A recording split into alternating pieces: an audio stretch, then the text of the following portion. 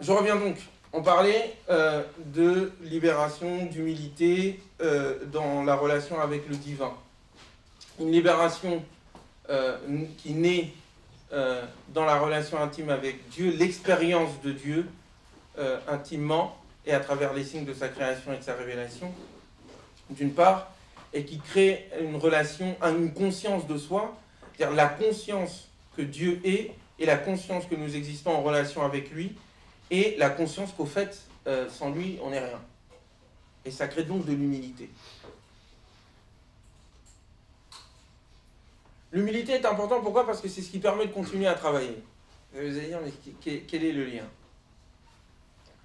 Quand on est orgueilleux, c'est qu'on est dans l'illusion, en fait. On croit qu'on est indépendant, que je me suis fait tout seul, et que tout l'univers tourne autour de moi. Et le peu de force que nous avons, on croit qu'en fait, c'est toute la force. D'accord? C'est qu'on oublie qu'en fait, on est né et qu'on a été dépendant, qu'on est toujours dépendant, et qu'il suffit que quelqu'un éteint le bouton qui donne de l'oxygène à la Terre entière et on est tous morts. C'est l'oubli de cette réalité-là qui fait qu'à un moment donné, on s'aveugle. Donc on ne voit plus rien, quoi. On voit que nous. C'est l'hypertrophie, c'est l'illusion. Et donc du coup, quand tu crois, quand tu penses qu'il n'y a pas au-dessus de toi, en deçà de toi, à côté de toi, une force qui te soutient et qui te prend, et cette force est la miséricorde divine, si tu oublies tout cela et que tu crois qu'en fait tout fonctionne par rapport à toi et par toi-même, eh bien tu te limites, paradoxalement. On croit que en n'acceptant pas les limites, on est illimité, alors qu'en réalité, non, tu te limites toi-même, parce que tu finis par croire que le summum que tu as atteint, c'est le summum ultime. Ça y est, on ne peut pas aller plus loin que ça. C'est pour ça qu'après, la personne qui pense comme ça, ou les sociétés qui pensent comme ça, vont s'amuser à aller coloniser les autres, en disant, on a le devoir de vous civiliser, de vous convertir. C'est qu'ils croient qu'en fait, c'est eux Dieu, ou que Dieu, il est limite obligé d'être avec eux. Vous comprenez? C'est le même délire. C'est comme celui qui a dit qu'il ne se prosterne pas devant Adam. Pourquoi? Parce qu'il a dit « je suis de feu ». Lui, il est de terre. Et le feu est meilleur que la terre. Je ne sais pas c'est quoi son dalil. T'as lu ça où? T'as compris ça où? Bon, t'as inventé ça de ta tête, mon frère? Non, non, c'est pas mon frère, lui. En tout cas, un frère qui a mal tourné. Mais c'est un délire parce qu'il croit que l'élément qu'il est, c'est tout l'univers qui est comme lui, qui doit être comme lui. Donc du coup, il est prêt à semer le chaos dans toute la création pour que tout ressemble à lui. C'est pour ça que c'est toujours une logique de séparation et d'uniformisation. Si tu n'es pas comme moi, tu te sépares de moi et je t'élimine. Et je t'élimine de sorte que tout me ressemble à moi. Comprenez bien, moi j'appelle ça le paradigme d'Iblis. J'ai même écrit un texte là-dessus, je ne l'ai pas encore publié, il y a longtemps. Le paradigme d'Iblis. Toutes les dominations fonctionnent comme ça. On te sépare de toi-même, de nous. Nous sommes le critère. Et ensuite, on uniformise. Il faut que tout nous ressemble. Ça s'appelle l'assimilation, l'intégration et tout ça. Sur le plan social et politique. Ça s'appelle la guerre des civilisations. Ça s'appelle le racisme. Ça s'appelle l'intolérance. Ça s'appelle le fait que tu crois que toi, tu as le droit de décider comment les autres doivent être. Et donc, cette personne-là qui se trouve dans cette situation-là, il faut la sauver d'elle-même et nous sauver d'elle aussi, parce qu'on va tous y passer sinon. L'humilité permet l'infini, c'est ça que j'essaye de dire. Quelqu'un qui s'humilie en disant « je suis conscient que je suis dépendant de ce qui est plus grand que tout et que je ne suis rien en face de lui », c'est à ce moment-là que tu deviens quelque chose, que tu deviens quelqu'un, que tu avances, que tu te construis, que tu deviens infini, parce que tu sais qu'il n'y a pas de limite, si ce n'est celle que Dieu t'a imposée. Comme Dieu est plus grand, donc le chemin est vaste encore. T'as jusqu'à la fin de ta vie, bien au-delà même. Même au paradis, on continuera à évoluer. Au paradis, on n'évoluera pas. T'en sais rien? Tu me diras quand tu seras là-bas, Inch'Allah. Si, on continuera, voilà, toute l'éternité. Toute l'éternité. Parce que là-bas, la créativité sera sans fin. Ici, on pense à plein de choses dans la tête, On ne peut pas réaliser. Mais là-bas, il n'y a pas de limite à ta pensée. Il n'y a pas de limite. Donc la créativité, elle continue. Et donc tu vas toujours découvrir Dieu. Oh, purée, j'avais pas vu ça comme ça. Et ouais. C'est là où tout ce que tu penses devient. C'est là où il n'y a pas de limite à ta créativité. C'est là où l'infini prend sens. Et l'infini ne prend sens que parce que Dieu est plus grand que tout. Il est absolu. Et là, tu continues l'aventure. Bref, c'est l'humilité qui nous fait gagner à cette grandeur, à cette capacité d'évoluer, à grandir en savoir, en connaissance. Et à toujours penser à améliorer et à agir. Et à ne pas se bloquer dans un tel a dit, les savants ont dit, mon père m'a dit, ou la société a dit. Non, non, non, il y a toujours quelque chose qui est au-delà. Donc tu ne t'enfermes pas dans la pensée de quelqu'un. Cette humilité n'est pas une soumission en tant qu'esclave. Cette humilité est l'accès à la grandeur, la vraie. Celle qui se fait au service de Dieu, qui est le plus grand.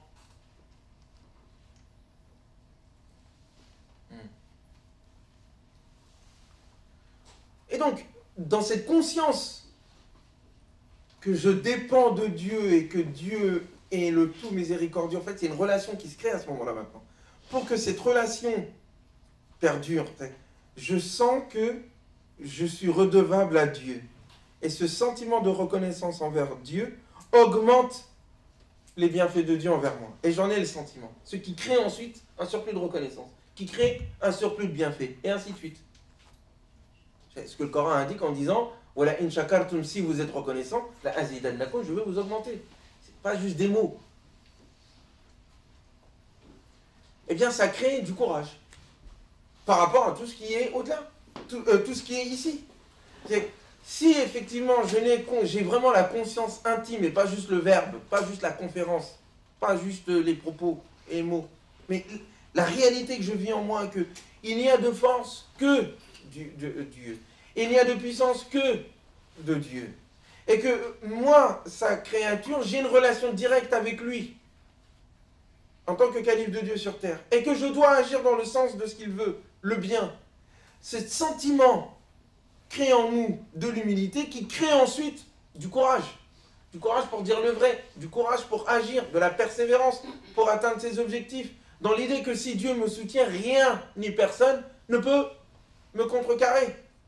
Je dois lui faire confiance qu'à lui, car il est la seule force. En fait, c'est cette conscience que comme il est la seule force, ben, si j'ai pas confiance en lui, en qui je vais avoir confiance? Est-ce que vous saisissez?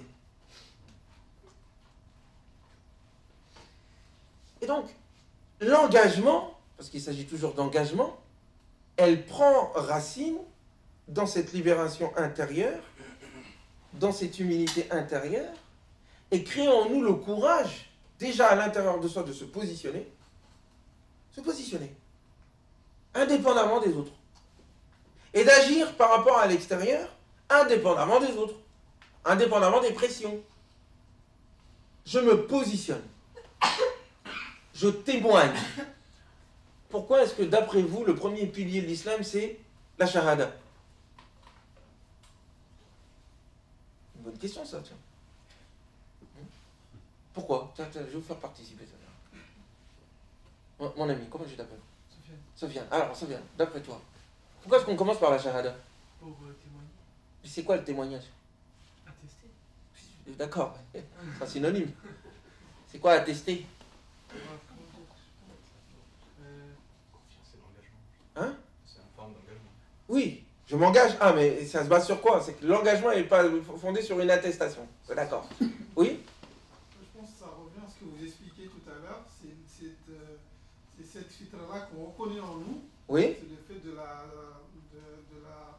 déclarer, en fait. De l'exprimer. Ça commence par ça. C'est ce que je reconnais. Mais avant de l'exprimer, avant d'arriver à cette certitude, quand quelqu'un témoigne, c'est quoi le fait de témoigner? Relation à Dieu. C'est le préambule. C'est le préambule à la relation à Dieu. Je ne peux pas être en relation au divin s'il n'y a pas une reconnaissance déjà de cette relation et du fait qu'il est là. D'accord, mais ça consiste en quoi quand on dit il témoigne, oui? Ça part d'une sincérité. Oui, d'accord, mais Vous êtes dans un tribunal, on vous appelle en tant que témoin. Ah, prouvé. Hein? Vous prouvez quelque chose? Mais vous prouvez par quoi? Par j'ai entendu? Hein? Parce que c'est sûr en fait. On appelle des témoins hauts. C'est un témoin direct. Le témoin, témoigner de Dieu, c'est témoigner de l'expérience du divin que l'on ressent. J'atteste. Oui, c'est vrai, ça existe. Je l'ai vu en moi. Non. Si je vous explique par A plus B comment est la statue de la liberté que j'ai jamais vue pour de vrai d'ailleurs. Mais vous l'avez jamais vue.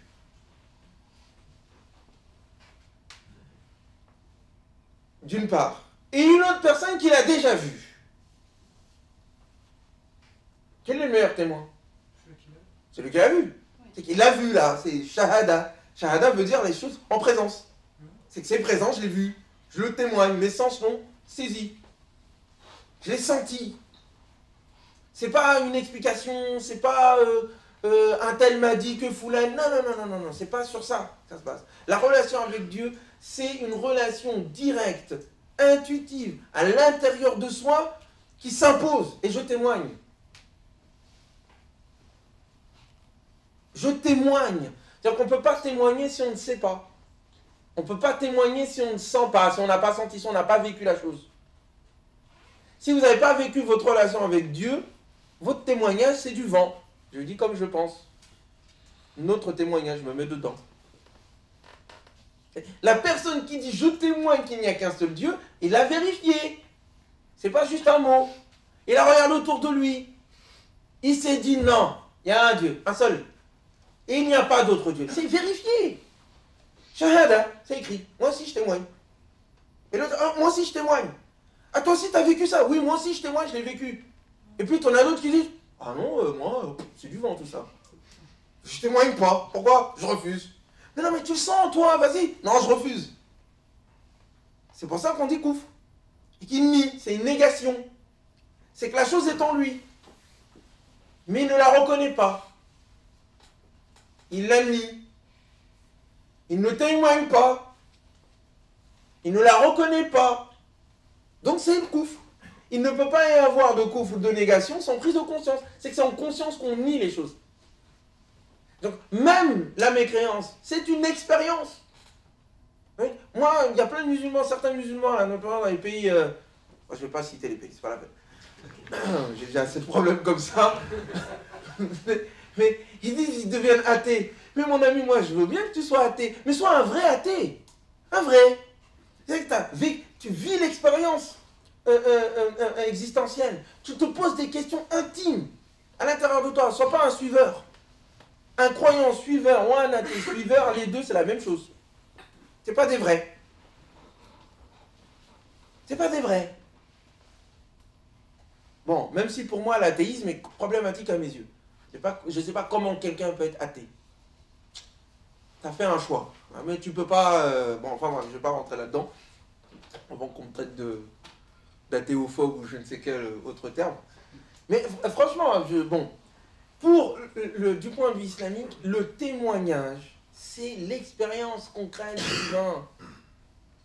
Et c'est pour ça qu'on doit enseigner nos enfants et nous-mêmes, on doit vivre ce témoignage-là. Pas juste le répéter. Moi, ça ne me dérangerait pas que mon enfant me dise « Papa, j'ai des doutes sur Dieu ». Je dis « C'est bien, ça veut dire réfléchir la personne ». Et je vais l'accompagner dans son cheminement jusqu'à ce qu'elle-même, elle arrive à la conclusion « Ah ouais, quand même ». Mais un enfant qui prie tous les jours chez moi et qui répète les propos que moi je lui ai dit et qui ne vit pas la chose, c'est un danger. Quand il sera plus grand, il va partir en cacahuète. Parce qu'il n'a pas vécu la chose. Je ne vais pas donner l'occasion de vivre la chose, de poser des questions, de vivre l'expérience, de la laisser cheminer. Et donc, c'est ce qui fonde ensuite le courage de se positionner. Je témoigne, c'est à l'intérieur de moi, je le vis. 1 plus 1 égale 2, on peut mettre toutes les mitraillettes de la terre sur ma tête, c'est 1 plus 1 égale 2. Hein? C'est pour ça que Moïse, l'expérience des magiciens de Pharaon, j'en ai de l'histoire. Qu'est-ce qu'ils font quand ils voient la vérité? se prosternent. Reconnaissent. Témoignent. Mais le terme, le terme coranique, c'est pas il se prosterne. C'est pas ça qu'il dit. Il dit ils ont été jetés à terre, prosternés. Que veut dire ce terme? Quelle est la différence entre ils ont été jetés à terre et ils se sont prosternés? Ils ont vu la preuve en face. Non, c'est pas ça seulement. C'est que c'était plus fort qu'eux. La prosternation, là, c'est fait, il y a quelque chose qui s'est imposé à eux. Leur âme, à l'intérieur d'eux, il y a un chamboulement qui s'est passé. Ils ont vu la chose. C'est pas possible, c'est un vrai. C'est vraiment Dieu, là. Et quand quelqu'un prend conscience de Dieu, il ne peut pas faire autre chose que se prosterner. Tu ne le fais pas par toi-même, en fait. Tu n'as pas le choix. Est-ce que vous saisissez ce que je veux dire?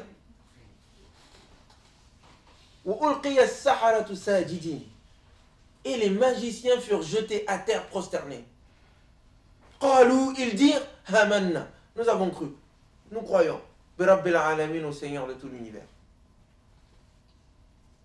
Et les preuves. Fondez votre foi sur la preuve. D'ailleurs, il n'y a pas de foi sans preuve, sinon c'est de la croyance. Quelle est la preuve? Pourquoi tu crois en Dieu?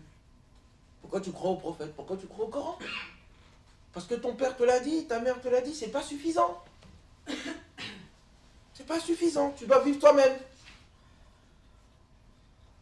Quelqu'un va dire, il prépare le chemin vers la négation et le couvre.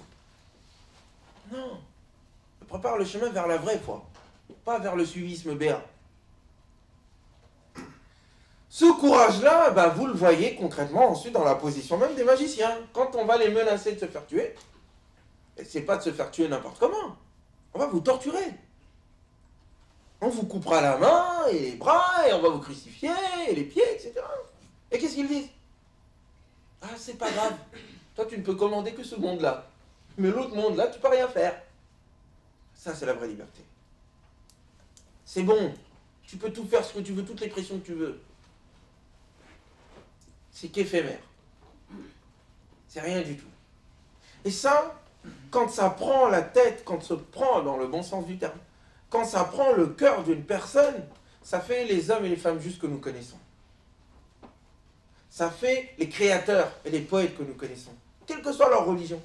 Ils ont une relation intime avec la source de l'infini. C'est pour ça qu'ils sont créatifs, que ce sont des femmes et des hommes de principe, qui sont engagés dans ce qu'ils font. Parce que c'est quelque chose qui est à l'intérieur d'eux. Ils ne peuvent pas faire autrement qu'agir de la sorte. Ils ne peuvent plus être hypocrites. Ils doivent déclarer, ils doivent témoigner. Ils doivent dire aux gens, hé, t'as vu toi aussi? Mais t'as pas compris? Oh, c'est extraordinaire. Ils ne peuvent pas se taire. Ils ne peuvent pas. Ça coule, c'est à l'intérieur d'eux. Ça se voit dans leur attitude, dans leur action, dans leur regard, dans leur silence. Ça les habite. Est-ce que vous saisissez? Mais ça, tout musulman doit vivre cette expérience-là. L'école, l'éducation, tout. Mais pas musulmans seulement, tous les êtres humains doivent pouvoir vivre une fois dans leur vie ça. Sinon, ils n'ont pas accompli leur vie. Ils ne sont pas des êtres humains. Dans le sens plein du terme. Ils n'ont pas pris le chemin de leur humanité. Ils sont encore prisonniers. Ce sont des outils. Et pas des créateurs. Et donc, cette libération, cette humilité qui fonde ce courage, un courage à l'intérieur de soi qui prend position, qui se construit par soi-même, à l'aune de sa relation avec le divin d'une part, et qui ose vivre son expérience, et d'autre part, qui vient exprimer ce courage-là à travers son action, son attitude, sa créativité, sa proposition, sa contribution. Quelqu'un qui vit ça ne peut que contribuer. Est-ce que vous comprenez? En fait, tu as un cadeau à l'intérieur de toi, tu es obligé de le donner, sinon ça va t'étouffer. Ça t'étouffe. Tu es obligé de donner. Il faut que tu partages. C'est pour ça que la foi est toujours liée avec le don. Mais quelqu'un qui ne donne pas, il n'a pas la foi. Il prie tous les jours et tout, mais il ne donne rien. C'est un radin, il n'a pas la foi. c'est une routine qu'il fait. Croyez-moi, mes sœurs et mes frères, ne jugez pas la qualité d'une personne à l'aune du nombre de raka'at qu'il fait. Non. Jugez la qualité d'une personne à l'aune de ses relations avec les autres. Et lui-même doit juger la qualité de sa foi à l'aune de la relation qu'il a avec lui-même et avec Dieu. Pas en public, hein, tout seul dans ton coin, tout seul dans ta chambre, tout seul, tout seul. Qu'est-ce qui se passe à l'intérieur de toi quand tu es tout seul? Quels sont tes regrets? Quelle est la conscience que tu as de toi-même? C'est fonder la relation, l'engagement dans l'obscurité toute lumineuse de son cœur. C'est ici que les choses commencent. C'est là que la responsabilité a lieu. Ici, personne n'y a accès. Personne si ce n'est Dieu et vous. C'est votre lieu de rendez-vous avec lui. C'est là, là-bas. Tout le reste doit être fondé sur ça. Alors, maintenant que j'ai indiqué tout ça, il me faut rapidement rentrer dans la refondation. Parce que tout ça, c'est quand on vit cette expérience-là, en fait, on change du tout au tout, d'une part, et on évolue à chaque fois, en fait. On fait des erreurs, on fait des fautes, et on évolue, on est en constante évolution. L'erreur n'est pas dans le péché. Non, le péché, ça arrive. On fait tous des péchés. Moi, le premier. Que Dieu nous pardonne tous. Non, l'erreur, c'est de ne pas être constant dans la progression. Est-ce que vous comprenez ce que je veux dire? C'est pas pareil, hein. Tu fais une erreur, ça arrive. Mais je suis quand même sur le chemin. Ça arrive. Et c'est normal. Non, l'erreur, elle se trouve, c'est quand tu t'arrêtes ou même que tu régresses. Alors, c'est pire. Ou que tu te rends même plus compte que c'est une faute. Et des fois, vous avez sans doute vécu ce sentiment. Moi, je l'ai vécu, je le vis tout le temps, tous les jours. Vous faites une erreur, vous avez le cœur qui tremble. Vous la refaites une deuxième fois, elle tremble mais un peu moins. Et puis, à un moment donné, vous ne ressentez plus rien. Là, c'est le début de la fin, il faut vous réveiller, là. Donc, si tu ne ressens plus rien quand tu as fait la faute, là, c'est que c'est bon. Tu es en train de tourner de l'autre côté. Il faut revenir. Il faut revenir. L'humilité, encore une fois. Je reviens. Pardon. Et j'ai le courage même d'avouer mes fautes. C'est normal, j'ai pas honte. Ça ne me gêne pas. Ma relation n'est pas entre vous et moi, c'est entre lui et moi. Et les compagnons, ils avaient ça, c'était très présent chez eux. Et là, il y en a qui n'hésitaient pas même à venir dans la mosquée. Ya Rasulallah, qu'est-ce qui se passe? J'ai fait une grosse bêtise. Laquelle? Il est dans la mosquée. Il y a plein de gens qui l'écoutent. J'ai embrassé une femme. Et c'est pas ma femme. Moi, je sais pas si... J'ai envie de voir quelle est la qualité de confiance et spiritualité que ces gens-là avaient pour oser dire ça en public.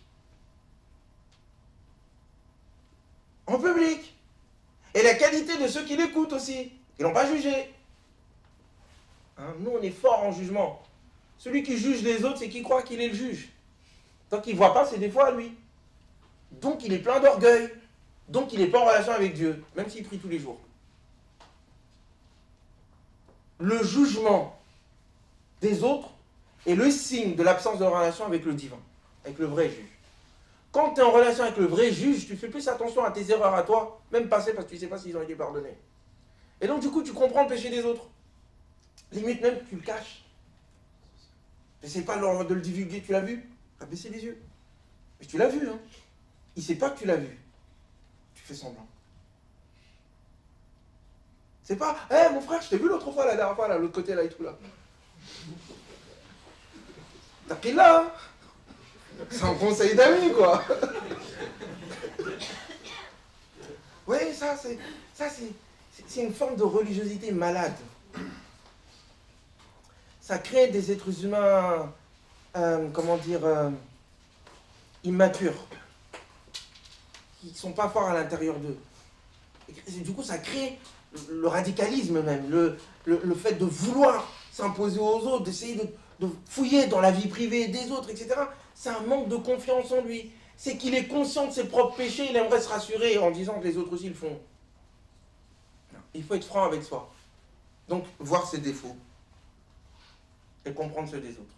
Et demander à Dieu de nous faire avancer. Donc, maintenant, il s'agit maintenant d'une refondation politique et philosophique, et je n'aurai pas le temps de rentrer là-dedans, malheureusement. Je vais juste rentrer dans quelques points.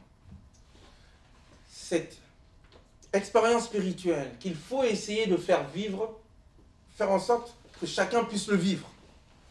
C'est le défi majeur d'aujourd'hui. Toutes les institutions, à mes yeux, islamiques qui existent sont à déconstruire. Les écoles sont à déconstruire. Les écoles sont à déconstruire.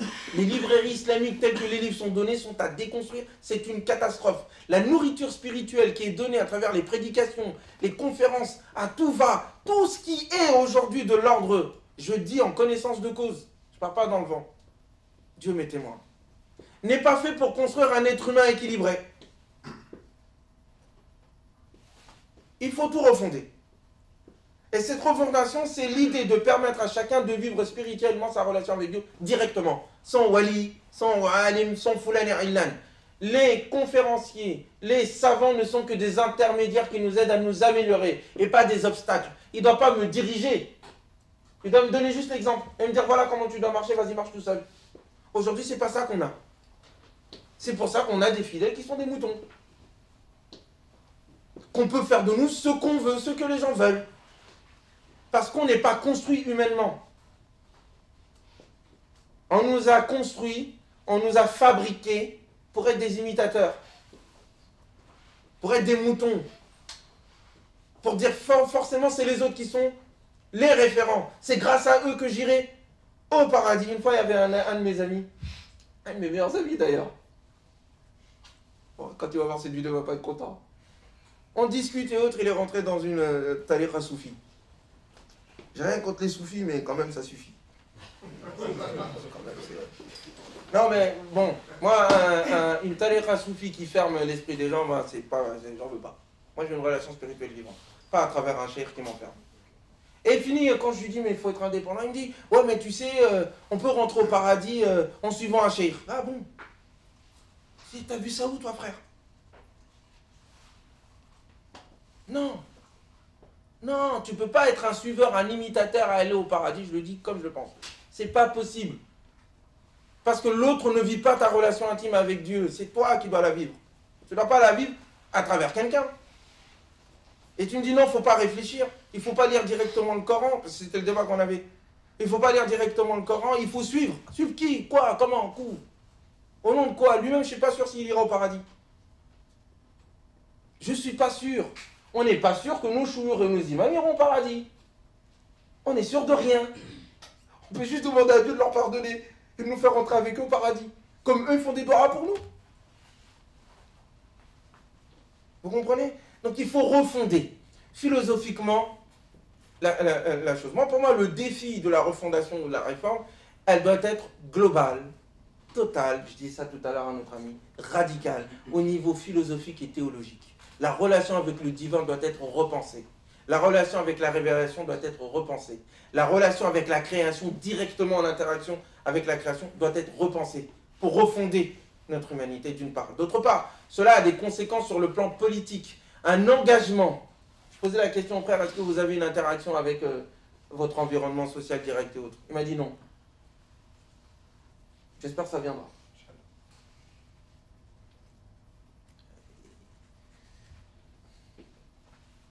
Une relation directe avec Dieu a forcément des conséquences extérieures. En termes de dons, il y a quelque chose qui se passe. Et nous sommes dans une carence politique et philosophique gravissime dans les sociétés occidentales et dans les sociétés musulmanes. Donc aujourd'hui, le rôle que l'on doit jouer à partir de ce travail spirituel, existentiel, philosophique, intérieur et intime, de libération, d'humilité et de courage, à partir de tout ce que je viens de dire, il faut repenser un mouvement social et politique. Aujourd'hui, vu, et je le dis de façon solennelle, j'aurais peut-être des problèmes. À ce moment, on me dit que fais attention à toi, tu sais, bon, tu n'auras pas ton diplôme, tu n'auras pas ceci ou cela. Bon. Ça en dit long sur le pays dans lequel on vit. Des choses graves qui se passent. On attrape des migrants.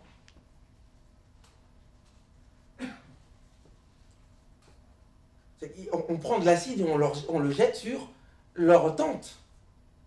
La police vient prendre une personne dans la jungle, comme ils appellent Calais. Et le mot jungle est extraordinaire en termes de sens. C'est qu'on est des animaux pour eux.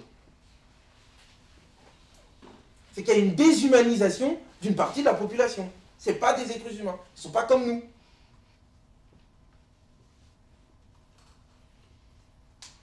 C'est ça qui est en train de se passer. On prend des petits gars, on les attrape, c'est-à-dire ils sont en train de monter une montagne, il fait super froid. On les attrape à la frontière, on leur dit redescends.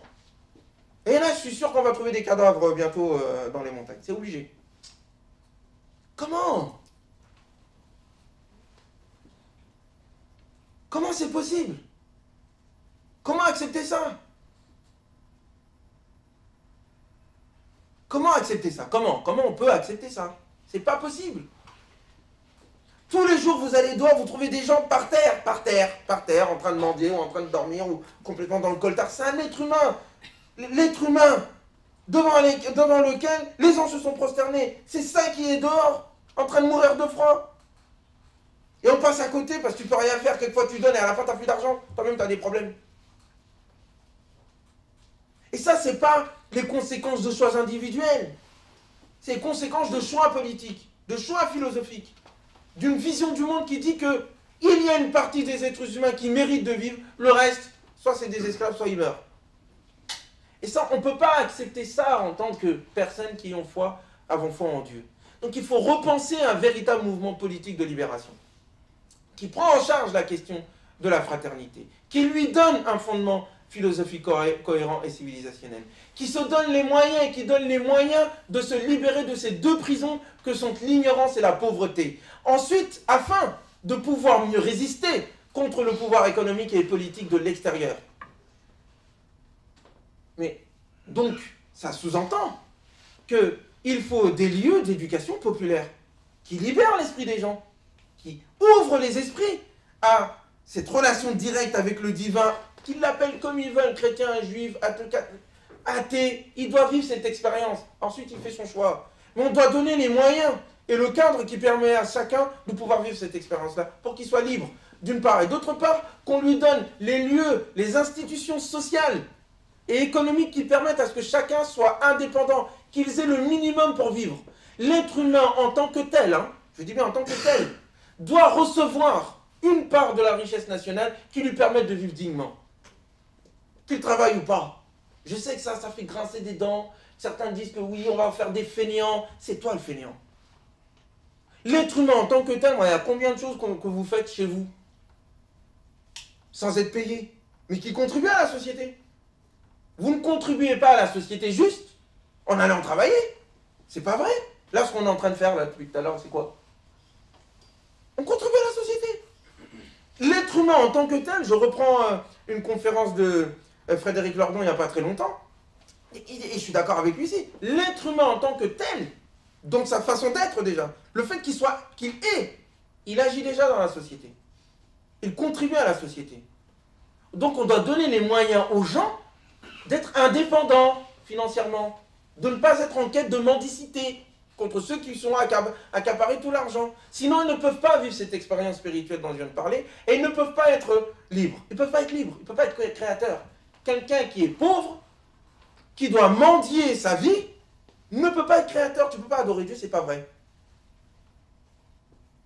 C'est à partir de cela, donc sur le plan de l'éducation, donner les moyens de cette relation directe avec l'infini, le divin, et donner ensuite les moyens de l'indépendance financière, c'est à l'aune de cela ensuite que l'on peut discuter des rapports de force économique. Il faut que chacun puisse contribuer économiquement.